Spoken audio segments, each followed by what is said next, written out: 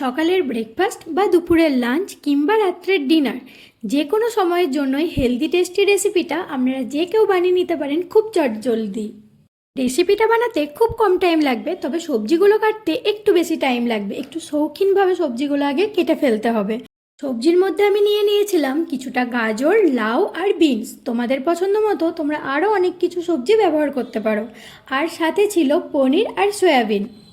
আগের থেকে সয়াবিনটা সেদ্ধ করে রাখতে হবে, আর তারপর একদম সামান্য বাটার ব্রাশ করে খুব অল্প আঁচে সমস্ত সবজি আর সয়াবিন আর পনিরটাকে ভালোভাবে নাড়াচাড়া করে একটু সেদ্ধ করে নিতে হবে। যখন সব কিছু রেডি হয়ে যাবে, ঠিক নামানোর আগে দিয়ে দিতে হবে সামান্য পরিমাণে কিছুটা বাটার আর গোলমরিচ গুঁড়ো। ব্যাস, তাহলে একদম রেডি আমাদের এই হেলদি টেস্টি রেসিপি।